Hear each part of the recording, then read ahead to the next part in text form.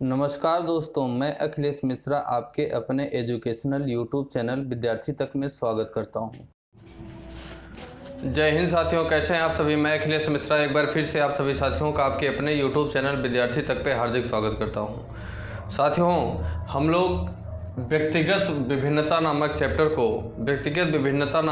को कल की क्लास में हम लोगों ने पढ़ा था। सबसे पहले मैं बताऊं साथियों कि ये डेली हम लोगों की बाल विकास की क्लास होती है, जो कि UP TET, CTET and super TET के लिए। UP TET, CTET and super TET के कंबाइंड सिलेबस को एनालिसिस करने के बाद आप लोगों को साथियों बाल विकास की प्रत्येक दिन सुबह 10 बजे के आसपास आप लोगों को क्लास थ्योरी की बिल्कुल अच्छे से एक्सप्लेन के साथ आप लोगों को दी जाती है, जिसमें साथियों हम लोगों ने अपने 9वें चैप्टर को शुरू किया है। लगभग बाल विकास में 90% सिलेबस अब तो हो चुका है साथियों।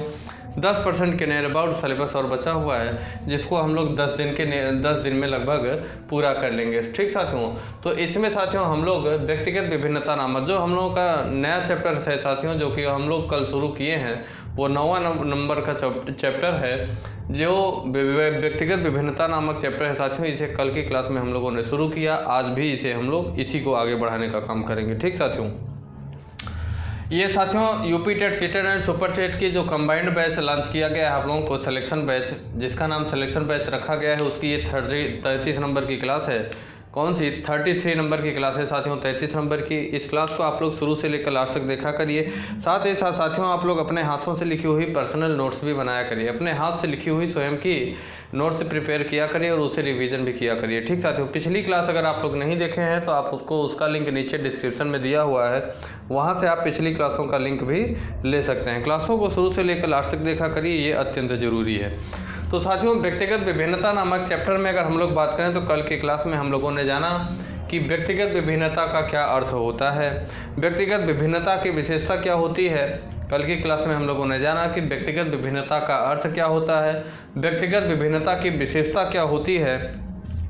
साथ ही साथ कल के ही क्लास में हम लोगों ने जाना कि व्यक्तिगत विभिन्नताओं के प्रकार कौन कौन से होते हैं और उन सभी की पहचान किस प्रकार से की जा सकती है। अगला टॉपिक हम लोगों ने इसी में पढ़ा कि व्यक्तिगत विभिन्नता के स्रोत कौन कौन से होते हैं। व्यक्तिगत विभिन्नता के स्रोत कौन कौन से होते हैं उसे भी हम लोगों ने अच्छे से पढ़ा जाना और समझने की कोशिश किया। ठीक साथियों, उसके बाद फिर हम लोगों ने अपने नेक्स्ट टॉपिक को व्यक्तिगत विभिन्नता के स्रोत तक हम लोगों ने अच्छे से पढ़ा था। अब आज साथियों इसी चैप्टर में हम लोगों का जो अगला टॉपिक होगा वो होगा कि व्यक्तिगत विभिन्नता का शैक्षिक महत्व क्या होता है। ये चैप्टर का नाम है। इसी चैप्टर में हम आज की क्लास में अपने अगले टॉपिक को पढ़ेंगे, जिसका नाम होगा कि व्यक्तिगत विभिन्नता का शैक्षिक महत्व। व्यक्तिगत विभिन्नता का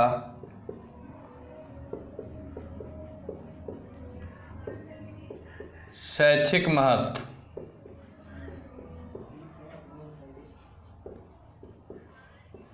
व्यक्तिगत विभिन्नता का शैक्षिक महत्व साथियों, ये आज का हम लोगों का टॉपिक होगा। ठीक साथियों, व्यक्तिगत विभिन्नता के शैक्षिक अगर महत्व की बात करें तो कुछ पॉइंट के माध्यम से बताया गया है। व्यक्तिगत विभिन्नता के शैक्षिक महत्व को कुछ पॉइंट के माध्यम से बताया गया है साथियों। पहला पॉइंट इसमें दिया गया कि छात्रों का वर्गीकरण किस प्रकार से किया जा सकता है। शैक्षिक महत्व के लिए शिक्षा के क्षेत्र को अगर देखा जाए तो शिक्षा के क्षेत्र को देखते हुए साथियों जो व्यक्तिगत विभिन्नता होती है उसमें बताया गया कि उसके लिए छात्रों का वर्गीकरण किस प्रकार से किया जाए। छात्रों का वर्गीकरण,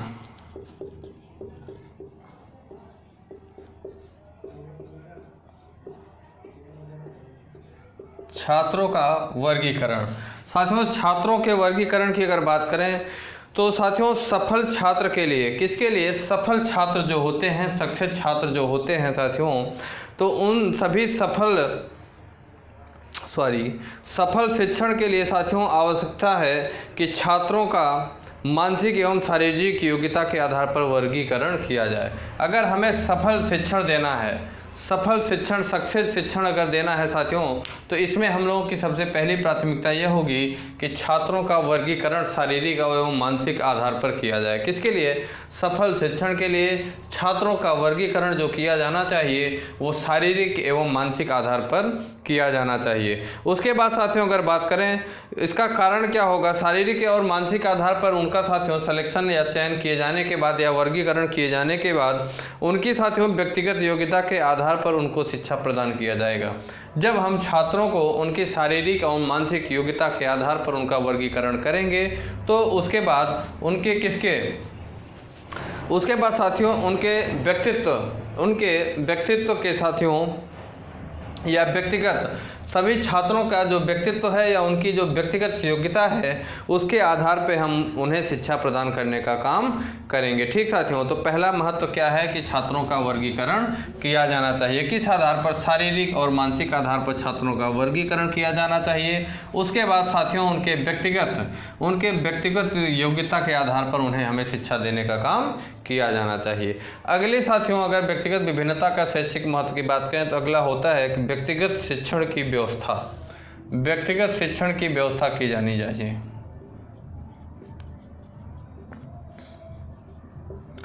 व्यक्तिगत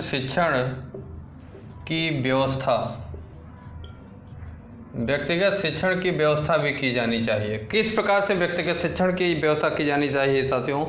मानसिक योग्यता के विभिन्नताओं के कारण मानसिक योग्यता, चूँकि सभी की मानसिक योग्यता एक समान नहीं होती, सभी बालक की मानसिक योग्यता भिन्न भिन्न होती है। तो कहा गया कि मानसिक योग्यता के विभिन्नताओं के कारण सामूहिक शिक्षण निस्सार और निष्प्रयोजित है। क्या है? निस्सार है और क्या है? निष्प्रयोजित है। अर्थात व्यक्तिगत साथियों मानसिक योग्यता के विभिन्नता के कारण जो सामूहिक शिक्षण होता है वह निस्सार है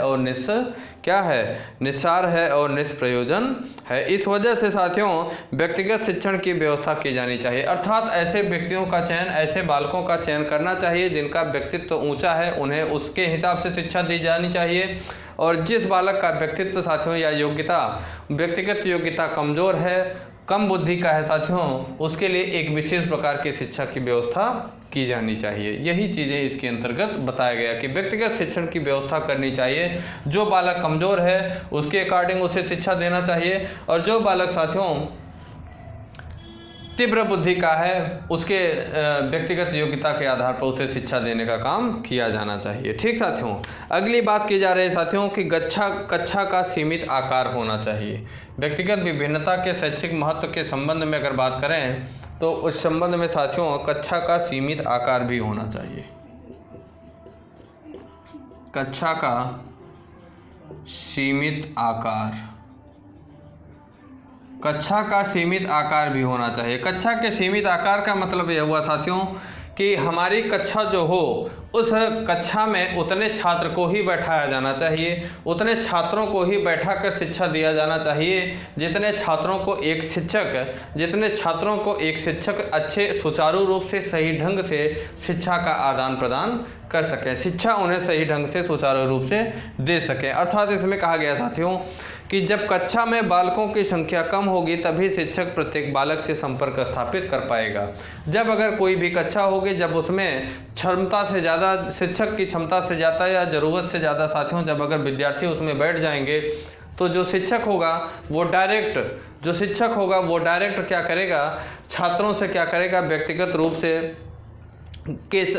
रूप से साथियों संपर्क में नहीं आ पाएगा, जिसके कारण बालक का व्यक्तित्व क्या है, बालक की व्यक्तिगत योग्यता क्या है, बालक कितना तीव्र बुद्धि का है, कितना मंद बुद्धि का है, कौन सा बालक सामान्य बुद्धि का है, इसकी जानकारी करना शिक्षक के लिए एक बहुत बड़ी चुनौती हो जाएगी। इस वजह से यह कहा गया कि व्यक्तिगत विभिन्नता के शैक्षिक महत्व के लिए कक्षा का एक सीमित आकार भी होना चाहिए, सीमित आकार ही होना चाहिए। इस संबंध में एक वैज्ञानिक होते हैं साथियों जिनका नाम रॉस है। इस संबंध में एक वैज्ञानिक होते हैं जिनका नाम क्या है, रॉस है। रॉस जी इस संबंध में क्या कहते हैं साथियों? रॉस जी कहते हैं कि प्रत्येक अध्यापक के संरक्षण में छात्रों की संख्या प्रत्येक अध्यापक के संरक्षण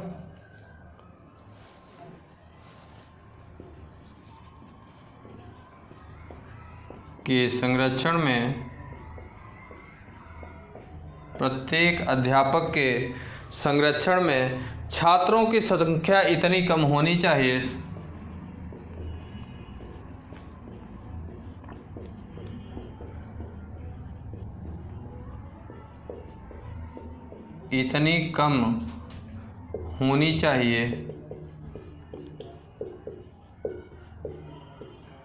इतनी कम होनी चाहिए साथियों कि वह उनको व्यक्तिगत रूप से भली भांति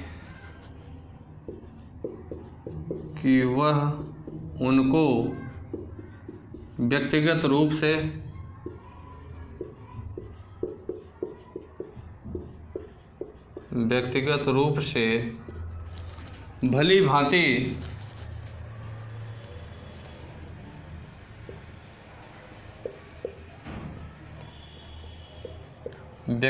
रूप से भली भांति जान सके और उसकी रुचि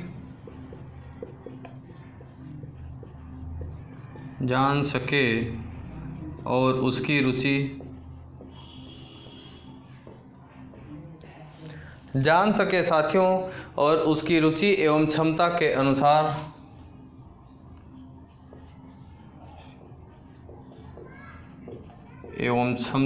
अनुसार गृह कार्य दे सके।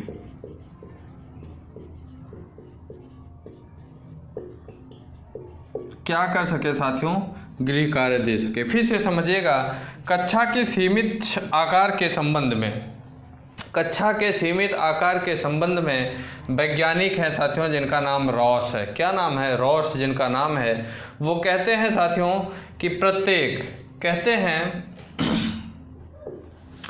कि प्रत्येक अध्यापक के संरक्षण में छात्रों की संख्या इतनी कम होनी चाहिए।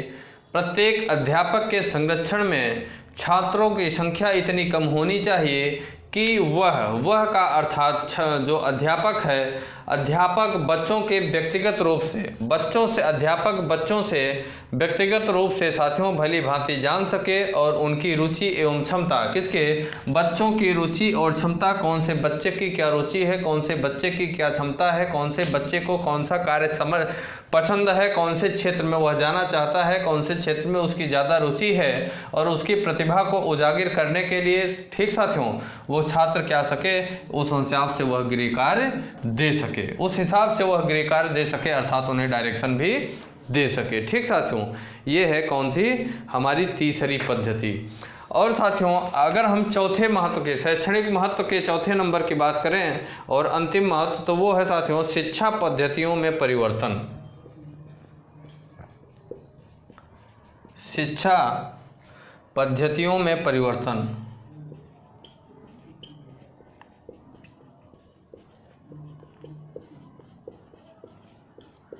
शिक्षा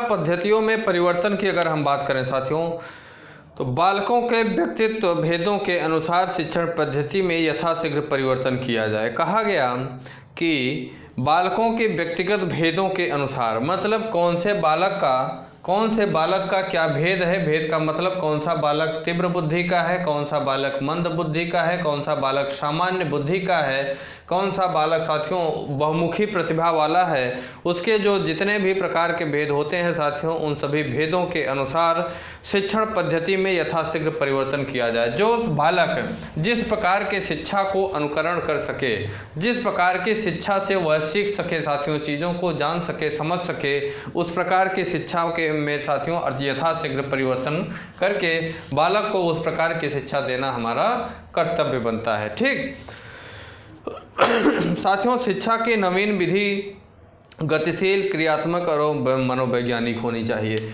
इसके अंतर्गत यह कहा गया शिक्षा की पद्धति में परिवर्तन तो किया जाए, लेकिन जो पद्धति हो वह कैसी हो? विधि गतिशील होनी चाहिए, क्रियात्मक भी होनी चाहिए, साथ ही साथ मनोवैज्ञानिक भी होनी चाहिए। कैसी होनी चाहिए? विधि, उसकी जो विधि होनी चाहिए साथियों, नवीन विधि होनी चाहिए। नवीन विधि।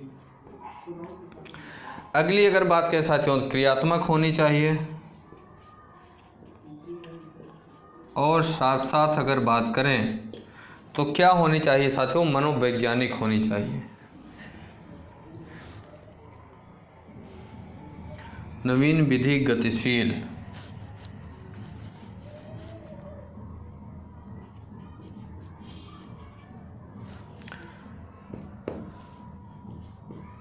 नवीन विधि गतिशील, क्रियात्मक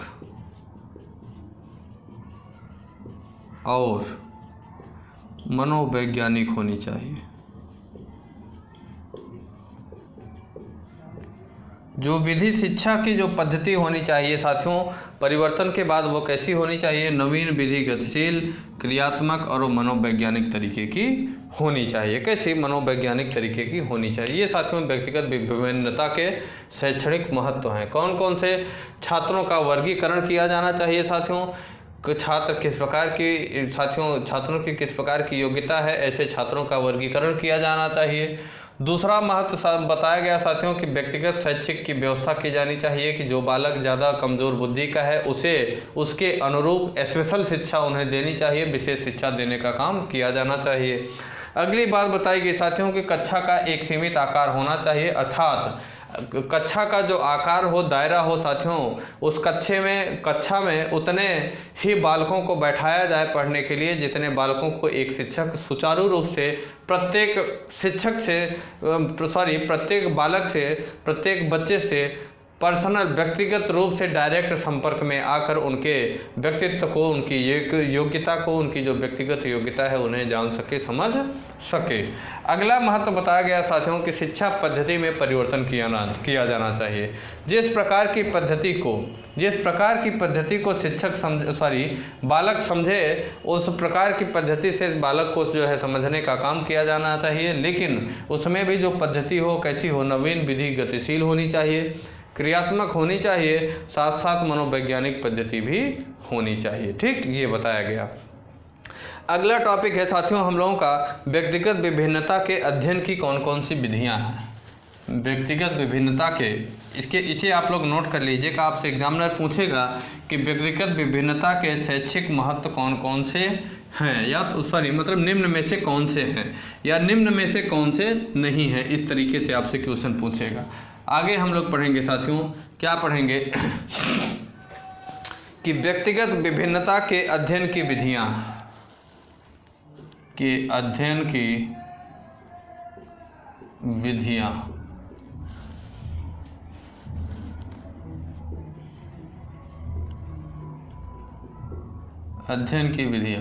व्यक्तिगत विभिन्नता के अध्ययन की विधियां।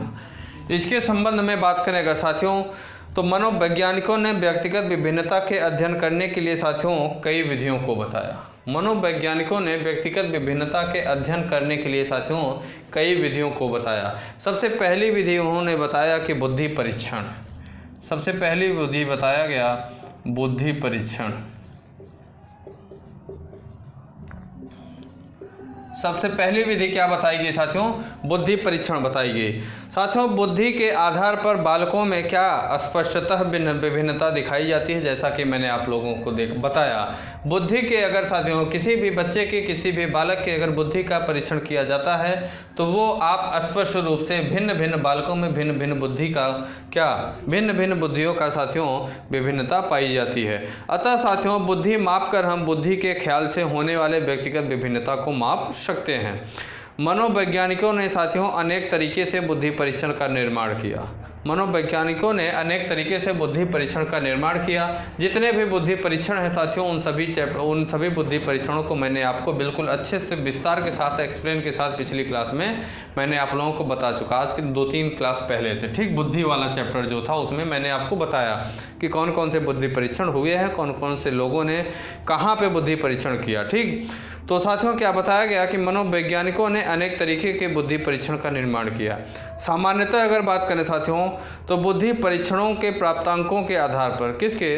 बुद्धि परीक्षणों के प्राप्तांकों के आधार पर साथियों बुद्धिलब्धि ज्ञात करते हैं, और इस बुद्धिलब्धि के आधार पर स्पष्ट रूप से हम बालकों की बौद्धिक विभिन्नता के अंतर का अध्ययन भी कर पाते हैं। क्या कर पाते हैं साथियों?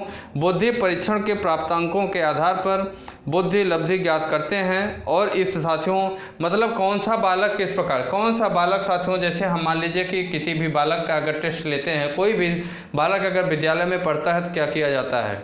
उससे उसका क्या किया जाता है? टेस्ट लिया जाता है। टेस्ट लेने के बाद क्या होता है साथियों? उसके प्राप्तांक को कितने नंबर, मतलब कितने में साथियों कितना नंबर पाया हुआ है, उसके प्राप्तांक के हिसाब से उसके साथियों उसके प्राप्तांक के हिसाब से उसकी बुद्धि का अनुमान या आकलन लगाया जा सकता है। ठीक साथियों, यही चीज़ें इसमें कहा गया। और साथियों, इस बुद्धिलब्धि के आधार पर स्पष्ट रूप से हम बालक की बौद्धिक विभिन्नता में अंतर का अध्ययन कर सकते हैं। ठीक, अगली साथियों विधि बताई गई उपलब्धि परीक्षण। अगली जो विधि बताई गई वो बताई गई उपलब्धि परीक्षण।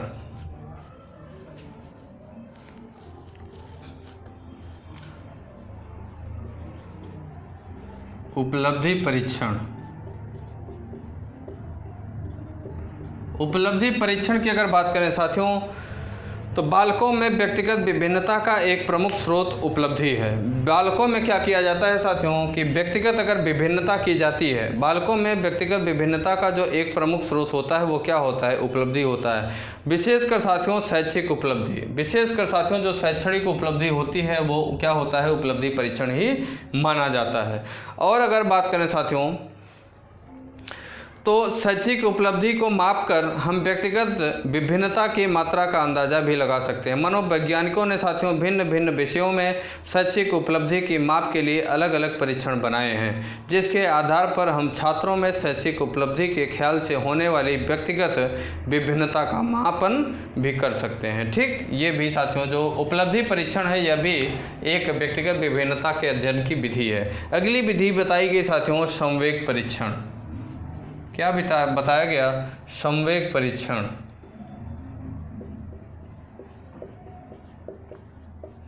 अगली विधि साथियों संवेग परीक्षण बताया गया।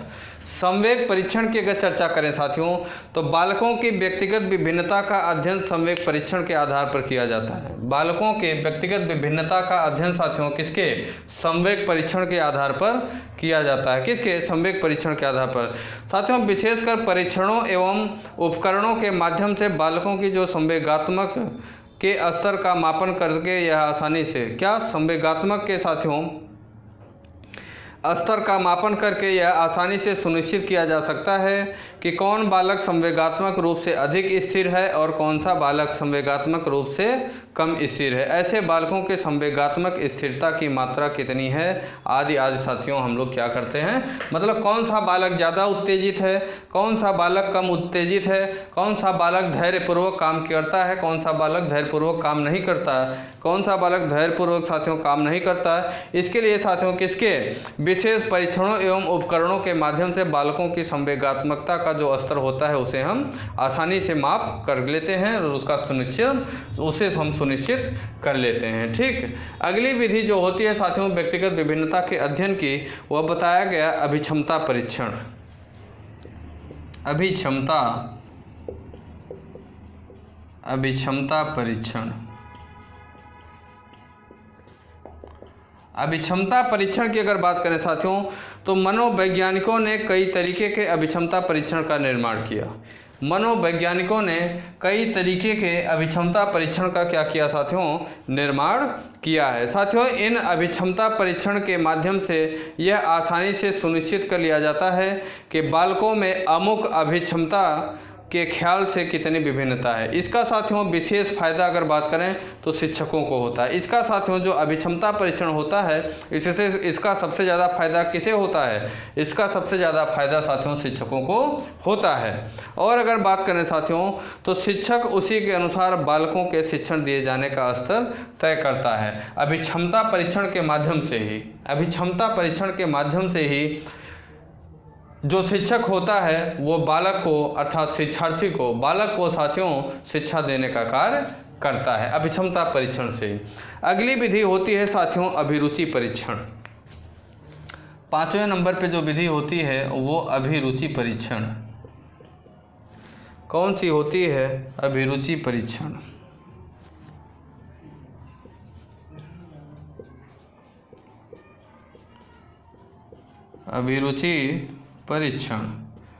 अभिरुचि परीक्षण की अगर बात करें साथियों तो अभिरुचि परीक्षण के आधार पर भी बालकों की व्यक्तिगत विभिन्नता का अध्ययन आसानी से किया जा सकता है। अभिरुचि के ख्याल में बालकों में काफ़ी विभिन्नता पाई जाती है। कुछ बालकों की अभिरुचि कुछ खास विषयों से अधिक होती है, जबकि अन्य दूसरे विषय में भी उनकी अभिरुचि कम होती है। अभिरुचि साथियों परीक्षणों के माध्यम से इस तरीके की व्यक्तिगत विभिन्नता का काफ़ी आसानी से अध्ययन किया जा सकता है। अर्थात बच्चों का साथियों इस प्रकार से भी अभिरुचि परीक्षण किया जा सकता है कि कौन से बालक को कौन से सब्जेक्ट में, कौन से विषय में, कौन से पार्ट में साथियों ज़्यादा रुचि है, कौन से सब्जेक्ट में कौन से बालक की रुचि कम है। इस आधार पे उनकी अभिरुचि का भी परीक्षण किया जाता है। कौन सा सब्जेक्ट उसका ज़्यादा फेवरेट है, कौन से सब्जेक्ट में उसका कितना नंबर आता है, कौन सा सब्जेक्ट वो जो बालक होता है वो कितना अधिक पढ़ने की कोशिश करता है, कौन सा कम सब्जेक्ट पढ़ने की कोशिश करता है। इससे भी उसकी व्यक्तिगत जो रुचि है, उसकी जो रुचि है साथियों वह क्या जाना जा सकता है। तो साथियों जो अगला व्यक्तिगत विभिन्नता के अध्ययन की विधि होती है वो होती है अभिरुचि परीक्षण। अगला और अंतिम जो साथियों विधि होती है वो होती है व्यक्तित्व परीक्षण। अगली जो रुचि होती है साथियों विधि होती है वो होती है व्यक्तित्व परीक्षण। बालक का साथियों व्यक्तित्व परीक्षण करके व्यक्तिगत विभिन्नता का अध्ययन किया जाता है। जैसे अगर बात करें तो छात्रों के व्यक्तित्व क्या होते हैं साथियों, शील गुणों में अस्पष्टता विभिन्नता दिखाई देती है, जिसका अध्ययन विभिन्न तरीके के व्यक्तित्व परीक्षण के आधार पर आसानी से किया जा सकता है। विभिन्न तरीके के व्यक्तित्व परीक्षण के आधार पर व्यक्तित्व परीक्षण का साथियों क्या व्यक्तिगत विभिन्नता का अध्ययन किया जा सकता है। साथियों इन विभिन्न परीक्षणों के माध्यम से यह आसानी से भी सुनिश्चित किया जा सकता है कि एक व्यक्ति या छात्र के शील गुणों में अन्य छात्र एवं व्यक्तियों के शील गुणों में कितनी अधिक या कम विभिन्नता पाई जाती है। उनके व्यक्तित्व का अध्ययन करने के बाद व्यक्तियों के या छात्रों के साथियों व्यक्तित्व का अध्ययन करने के बाद हम यह जान सकते हैं कि कौन से व्यक्ति में या कौन से छात्र में व्यक्तिगत विभिन्नता कितनी कम है, कितनी ज़्यादा है, कौन सा छात्र कितना क्या है शील गुण है और कौन सा छात्र कितना शील गुण नहीं है। इसका साथियों हम क्या कर सकते हैं, इसकी जानकारी उसके व्यक्तित्व के माध्यम से हम इसका व्यक्तित्व परीक्षण करने का काम करते हैं।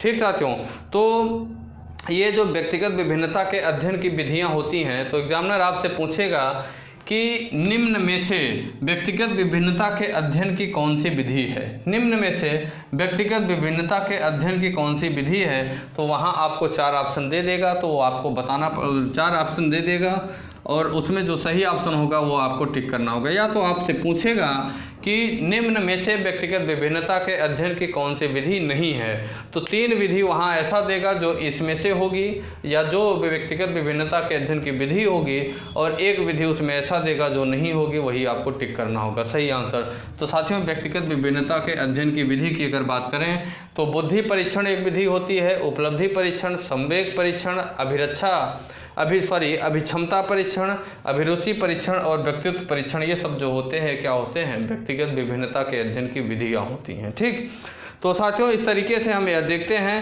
कि व्यक्तिगत विभिन्नता का अध्ययन करने की कई विधियों का वर्णन भी किया गया है। अपने उद्देश्य एवं अभिरुचि के ख्याल से साथियों शिक्षक या शिक्षक मनोवैज्ञानिक इनमें से साथियों कोई भी एक या एक से अधिक परीक्षणों के माध्यम से व्यक्तिगत विभिन्नता का अध्ययन कर सकता है। ठीक, अगला साथियों जो हम लोगों का टॉपिक आएगा इसी चैप्टर में, अगला टॉपिक है हम लोगों का जिसका नाम है व्यक्तिगत विभिन्नता को भाषा, जाति, लिंग, समुदाय के आधार पर किस प्रकार से समझा जा सकता है।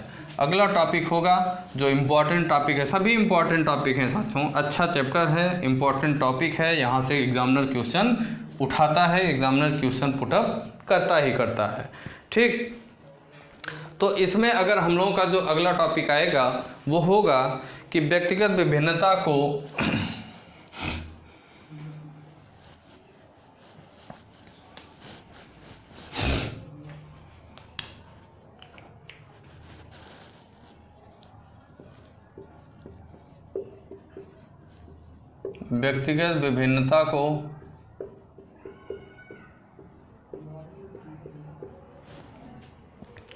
भाषा, जाति, लिंग,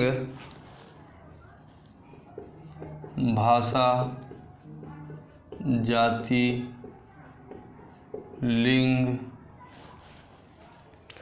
समुदाय के आधार पर समझना,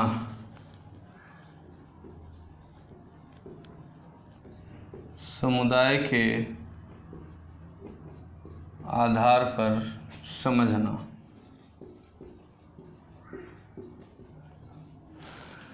व्यक्तिगत विभिन्नता को भाषा, जाति, लिंग, समुदाय के आधार पर समझना। ठीक साथियों, किस प्रकार से समझा जा सकता है उसे हम लोग चर्चा करेंगे। पहला साथियों जो होता है वो होता है भाषा के आधार पर व्यक्तिगत विभिन्नता। पहला हम लोग जानेंगे कि भाषा के आधार पर व्यक्तिगत विभिन्नता। भाषा के आधार पर साथियों अगर व्यक्तिगत विभिन्नता की बात करें तो साथियों विभिन्न कौशलों की तरह ही भाषा भी एक क्या है, कौशल है। जो विभिन्न योग्यता होता है व्यक्तियों की या बालक की या बच्चे की साथियों, या विभिन्न जो कौशल होते हैं उन्हीं कौशलों की तरह क्या भाषा भी जो होती है यह क्या होती है, एक कौशल होती है। साथियों प्रत्येक व्यक्ति में भाषा के विकास की भिन्न भिन्न अवस्थाएं पाई जाती हैं। प्रत्येक व्यक्ति में जो भाषा का विकास होता है उसमें साथियों भिन्न भिन्न अवस्थाओं में भाषा का विकास होता है। छोटा सा बच्चा जब पैदा होता है उसके कुछ सालों बाद ही साथियों वो क्या करता है, सिर्फ मम्मी बोल पाता है, सिर्फ पापा बोल पाता है, या जो भी उसे सिखाया जाता है उसे बोल पाता है। जैसे जैसे बच्चा या बालक क्या होता है, बड़ा होता है, जैसे जैसे बच्चा या बालक क्या होता है, बड़ा होता है, वैसे वैसे उसके भाषा का विकास होता है। और जैसे जैसे व्यक्ति साथियों जैसे जैसे समाज में उठता है, बैठता है, परिवेश में रहता है, खाता पीता है, पहनावा ओढ़ावा, इन सभी चीज़ों से क्या होता है, सभी चीज़ों से साथियों उसके भाषा का विकास होता है कि कैसे लोगों के साथ वह उठ रहा है, बैठ रहा है, बोल रहा है, चल रहा है, इत्यादि चीज़ों से। ठीक साथियों यह विकास जो होता है बालक के जन्म के बाद ही प्रारंभ हो जाता है। जो भाषा का विकास होता है जैसे ही बालक का जन्म होता है उसके जस्ट बाद से ही क्या होता है, भाषा का विकास शुरू हो जाता है। और अगर बात करें साथियों तो अनुकरण, वातावरण के साथ अनुक्रिया तथा शारीरिक, सामाजिक एवं मनोवैज्ञानिक आवश्यकता की पूर्ति की मांग करके विकास के महत्वपूर्ण भूमिका निभाती है। कौन कौन सी साथियों, जो अनुकरण होता है वह वातावरण के साथ अनुक्रिया तथा शारीरिक, मानसिक एवं मनोवैज्ञानिक आवश्यकता की पूर्ति की मांग करके विकास के में साथियों क्या करता है, महत्वपूर्ण भूमिका निभाता है।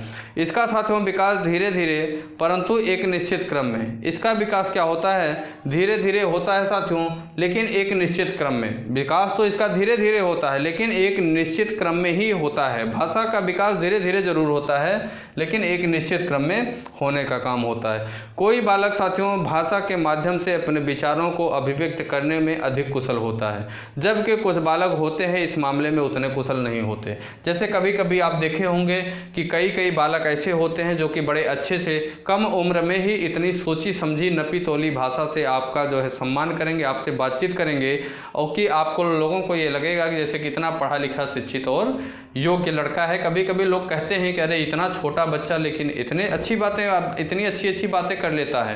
तो ये सब कहाँ से होता है, यही सब चीज़ें जो होती हैं ये भाषा के क्या होती हैं, भाषा एक कौशल है। ठीक, तो भाषा के आधार पर व्यक्तित्व की विभिन्नता लाई जा सकती है। ठीक, अगली साथियों हम लोग बात करेंगे जो व्यक्तिगत विभिन्नता होती है वो जाति के आधार पर व्यक्तिगत विभिन्नता की हम चर्चा करेंगे। किसके आधार पर, जाति के आधार पर। जाति के आधार पर व्यक्तिगत विभिन्नता।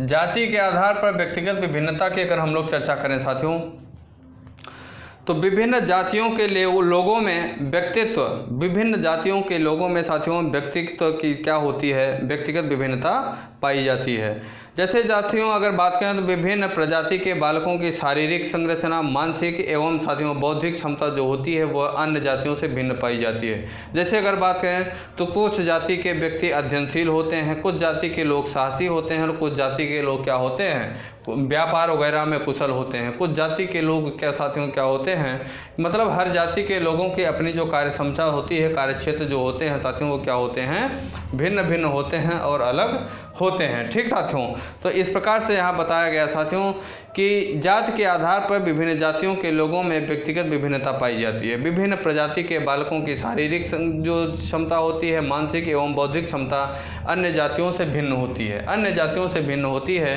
तो इस प्रकार से उनकी साथियों कुछ जैसे में बताया गया कि कुछ जाति के लोग साथियों या व्यक्ति जो होते हैं वो क्या होते हैं, अध्ययनशील होते हैं। कुछ जाति के लोग बहुत ज़्यादा साहसी होते हैं। कुछ जाति के लोग क्या होते हैं साथियों, व्यापार करने में ज़्यादा अपने आप को कुशल समझते हैं। तो इस वजह से जाति के आधार पर भी व्यक्तिगत विभिन्नता की जा सकती है। अगले साथियों अगर विभिन्नता की बात करें, व्यक्तिगत विभिन्नता, तो लिंग के आधार पर व्यक्तिगत विभिन्नता, लिंग के आधार पर व्यक्तिगत विभिन्नता,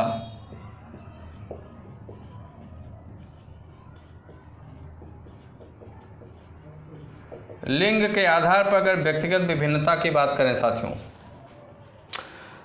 तो साथियों व्यक्तिगत विभिन्नता लिंग के आधार पर भी की जाती है, आप सभी जानते हैं। इसमें साथियों लड़के शारीरिक रूप से अधिक सबल और मजबूत होते हैं, जबकि लड़कियां जो होती हैं वो शारीरिक रूप से कोमल व मुलायम मांसपेशियों वाली होती हैं। बताया गया साथियों कि लिंग के आधार पर अगर बालक की बात किया जाए, लड़कों की बात किया जाए, तो वो शारीरिक रूप से ज़्यादा सबल और मजबूत होते हैं। लेकिन वहीं पे अगर हम लड़कियों की बात करें, किसकी, लड़कियों की बात करें साथियों, तो जो लड़कियां होती हैं वो शारीरिक रूप से मांसपेशियों के आधार पर अगर बात करें साथियों, तो शारीरिक रूप से साथियों ज़्यादा कोमल एवं मुलायम मांसपेशियाँ वाली होती हैं। और अगर बात करें साथियों, तो लड़कियों का शारीरिक विकास लड़कों की तुलना में अधिक तीव्र गति से होता है। लड़कियों का जो शारीरिक विकास होता है वो लड़कों की तुलना में अगर बात करें तो अधिक तीव्र गति से होने का काम होता है। साथियों लड़कियों की आवाज़ मधुर होती है, जबकि लड़कों की आवाज़ में क्या होती है, कर्कशता होती है। लड़के अधिक क्रोधी एवं आक्रामक प्रवृत्ति के होते हैं, जबकि लड़कियां सहनशील होती हैं। बताया गया साथियों कि लड़कियों की जो आवाज़ होती है वो काफ़ी मधुर होती है, लेकिन अगर यहीं लड़कों की बात किया जाए तो लड़कों की आवाज़ क्या होती है, काफ़ी बुलंद और कर्कश होती है। कर्कश का मतलब ये हुआ कि कठोर कह सकते हैं आप, ठीक, कठोर कहा जा सकता है। और साथियों अगर बात करें कि लड़कियों के अगर आवाज़ की बात किया गया, दूसरी बात कहा गया साथियों कि लड़के जो होते हैं वो अधिक क्रोधी और आक्रामक प्रवृत्ति के होते हैं, लेकिन लड़कियां जो होती हैं वो कैसी होती हैं, लड़कियां जो होती हैं वो कैसी, सहनशील प्रवृत्ति की होती हैं। तो इस वजह से लिंग के आधार पर व्यक्तिगत विभिन्नता को बताया गया। अगली साथियों बात की जा रही है समुदाय के आधार पर व्यक्तिगत विभिन्नता। बहुत ही इम्पॉर्टेंट है साथियों, समुदाय के आधार पर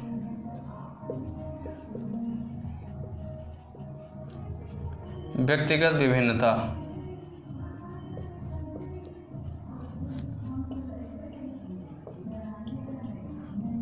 विभिन्न समुदाय के लोग साथियों, कौन से, भिन्न भिन्न समुदाय के लोगों का व्यक्तित्व जो होता है वो कैसा होता है, भिन्न भिन्न अर्थात अलग अलग होता है। साथियों मानव के व्यक्तित्व के विकास का एक समुदाय का स्पष्ट प्रभाव पड़ता है, इसलिए समुदाय के प्रभाव को साथियों व्यक्तित्व विभिन्नता में भी देखा जा सकता है। अच्छे समुदाय के संबंध रखने वाले बच्चों का व्यवहार सामान्यतः अच्छा ही होता है, लेकिन साथियों यदि किसी समुदाय में किसी प्रकार के अपराध करने वाली प्रवृत्ति हो तो उसका साथियों कुप्रभाव उस समुदाय के बच्चों पर भी पड़ता है। बताया गया साथियों कि जो अच्छे समुदाय के लोग होते हैं उस समुदाय के साथ, जो अच्छे समुदाय के लोग होते हैं साथियों, उस समुदाय के जो लड़के बच्चे होते हैं, लड़कियां होती हैं, लगभग सामान्यतः अच्छे ही पाए जाते हैं। लेकिन कुछ समुदाय ऐसे होते हैं जो आपराधिक प्रवृत्ति के हो जाते हैं। किस प्रवृत्ति के साथियों, आपराधिक प्रवृत्ति के हो जाते हैं।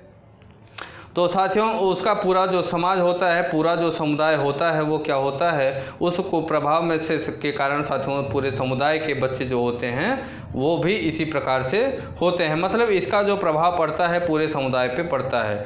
लेकिन साथियों अगर बात करें तो आर्थिक सामाजिक स्तर तथा बुद्धि लब्धि का संबंध तो है, किंतु पर यहाँ पर साथियों बहुत उच्च स्तर पर नहीं होता है। इन दोनों में साथियों सहसंबंध अवश्य पाया जाता है, किंतु यह नहीं कहा जा सकता कि निम्न सामाजिक आर्थिक समूह से आने वाले बच्चे को कम बुद्धि तथा उच्च सामाजिक आर्थिक समूह के बच्चों में अधिक बुद्धि होती है। मतलब यह कहा गया साथियों कि यह बिल्कुल नहीं कहा जा सकता कि जो बच्चे होते हैं, चाहे वो किसी भी समाज के किसी भी समुदाय के हों, बुद्धि के आधार पर यह नहीं कहा जा सकता कि उच्च समुदाय के जो लोग होते हैं, अच्छे समुदाय के जो लोग होते हैं, अच्छे समुदाय का मतलब रहना, अच्छी तरीके से उठना बैठना, साफ सफाई तरीके से अच्छी अच्छी चीज़ें खाना, अच्छी अच्छी सोचना, ये कहा गया साथियों। तो यह बिल्कुल नहीं कहा जा सकता कि जो बच्चे साथियों खराब समुदाय में हैं उनकी बुद्धिलब्धि जो होगी वो कमज़ोर होगी, और जो बच्चे साथियों अच्छे समुदाय में हैं उनकी बुद्धिलब्धि क्या होगी, पूरी तरीके से मजबूत होगी। पूरी कॉन्फिडेंस के साथ यह बात नहीं की जा सकती, पूरी कॉन्फिडेंस के साथ यह नहीं कहा जा सकता कि निम्न सामाजिक आर्थिक समूह से आने वाले बच्चे कम बुद्धिमान और उच्च सामाजिक आर्थिक समूह के बच्चे जो होंगे वो अधिक बुद्धिमान होंगे, यह नहीं कहा जा सकता। इसके विपरीत साथियों निम्न स्तर के आर्थिक एवं सामाजिक समूह में अनेक उच्च बुद्धिलब्धि वाले बालक पाए जाते हैं, और उच्च स्तर के आर्थिक सामाजिक समूह में निम्न बुद्धिलब्धि वाले बालक भी पाए जाते हैं। बालकों के साथियों पोषण पर परिवार एवं समुदायों का प्रभाव पड़ता है। बालकों का किस प्रकार से पालन पोषण लालन पालन किया गया साथियों, इसका उस पूरे परिवार पर साथियों एवं समुदाय पर प्रभाव पड़ता है। और साथियों इस प्रकार से विभिन्नता के समुदाय की अगर भूमिका बात करें तो महत्वपूर्ण होती है। विभिन्नता में समुदाय की भूमिका साथियों क्या होती है, महत्वपूर्ण होती है। ठीक साथियों, क्या होती है, महत्वपूर्ण होती है। समुदाय के आधार पर व्यक्तिगत विभिन्नता को हम लोगों ने जाना। अगली और अंतिम हम लोग बात करेंगे साथियों धर्म के आधार पर व्यक्तिगत विभिन्नता। धर्म के आधार पर व्यक्तिगत विभिन्नता।